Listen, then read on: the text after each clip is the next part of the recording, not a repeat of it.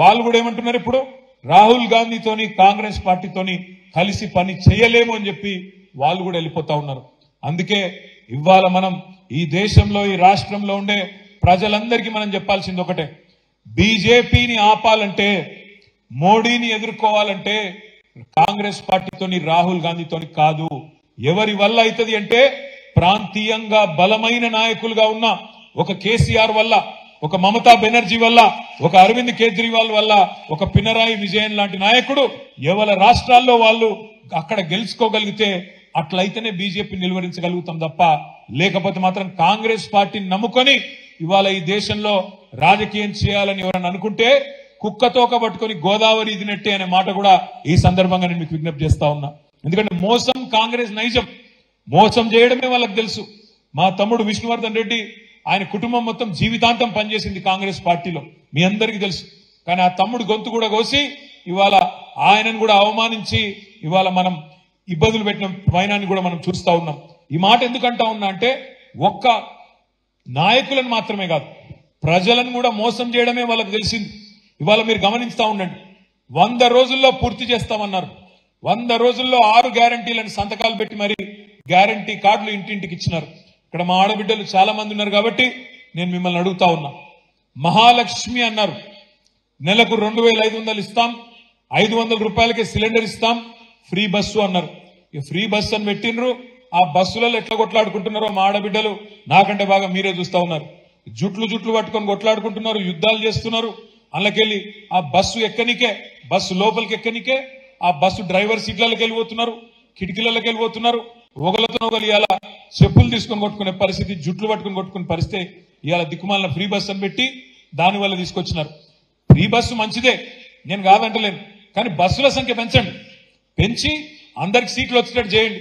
ఇటు మగవాళ్ళేమో పాపం మేము పైసలు పెట్టుకుంటున్నాం టికెట్లు, మాకు సీట్లు లేవని మగవాళ్ళు బాధపడుతున్నారు.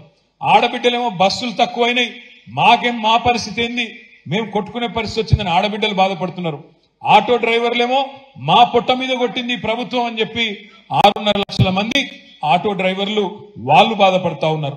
నేను ఎందుకంటున్నా ఇదంతా అంటే ఒక పథకం పెడితే ఆలోచించి ముందు వెనుక చూసుకొని సరిగ్గా ఉందా లేదా వ్యవస్థ చూసుకొని సక్రమంగా పెట్టాలి తప్ప ఏదో చేసినామంటే చేసినామనే దానికి ఆగమాగం పెట్టినామంటే పెట్టినాం వెంటనే బిల్డప్ కోసం పెడితే దానివల్ల వచ్చే దుష్పరిణామాలు ఇట్లా ఉంటాయి. అందుకే నేను మిమ్మల్ని అనేది, ఏదో ఫ్రీ బస్ అని ఒకటి పెట్టినారు, కానీ ఇవాళ మీరు ఆలోచించండి, ఈ రాష్ట్రంలో ఓటర్లు తీసుకుంటే 18 ఏళ్లు పైబడ్డ ఓటర్లు తీసుకుంటే 3,18,00,000 మంది ఓటర్లు ఉన్నారు. అందులో సగం మంది మహిళలు, 51% పైగా మహిళలు ఉన్నారు. అంటే 1,57,00,000 మంది మహిళలు ఉన్నారు. మరి 1,57,00,000 మంది మహిళా సోదరిమణులు 18 ఏళ్లు పైబడ్డ వాళ్ళు ఎవరైతే ఉన్నారో వాళ్ళందరికీ మహాలక్ష్మి ఇస్తానని చెప్పినారు. మీకు పార్లమెంట్ ఎన్నికల లోపలనే మార్చి 17 లోపలనే ఇస్తాము, 100 రోజుల్లోనే ఇస్తామని చెప్పినారు. మరి 100 రోజుల్లో మహాలక్ష్మి పథకం ప్రారంభిస్తారా లేదా మీరే ఒక్కసారి ఆలోచించాలని చెప్పి నేను కోరుతా ఉన్నా. మోసం కాంగ్రెస్ నైజం, ఎట్టి పరిస్థితుల్లో ఇయ్యరు. ఇస్తే కూడా ఏం చేస్తారు, 1,57,00,000 మందికి ఇస్తారా, ఇయ్యకుండా తప్పించుకునే ప్రయత్నం చేస్తారు. ఏదో ఒక షరతు పెట్టి ఇంటికొకటని తెల్ల కార్డని. మీరు ఒక మాట ఆలోచన చేయండి, కేసీఆర్ గారు ఉన్నప్పుడు ఇదే హైదరాబాద్ మహానగరంలో మనం కూడా ఇంటింటికి పోయి సమగ్ర కుటుంబ సర్వే చేసినాం. ఏం చేసినాం అన్నాడు, మీరు ఇళ్లలోనే ఉండండి, మీ ఇంటికే అధికారులు వస్తారు, వచ్చి అన్ని వివరాలు రాసుకొని పోతారు అని చెప్పి ఇళ్లలోనే ఉండండి, దయచేసి ఇంట్లోంచి బయటికి కదలకండి అని చెప్పి మీరు ఇంట్లో మంచిగా కడుపులో చల్లగదలకుండా ఉంటే ఇంటికి అధికారులను పంపించి అన్ని వివరాలు రాసుకున్నాం. అదే కాంగ్రెస్ ప్రభుత్వం ఏం చేసింది, లైన్లు కట్టండి, దరఖాస్తులు పెట్టండి అని చెప్పి లైన్లు కట్టిస్తే ఆ లైన్లలో చాంతాడంత లైన్లలో కింద పడ్డ వాళ్ళు, మూర్ఛపోయిన వాళ్ళు, గంటలు నిలబడి అలసిపోయిన వాళ్ళు. అది వాళ్లకు మనకు అది తేడా.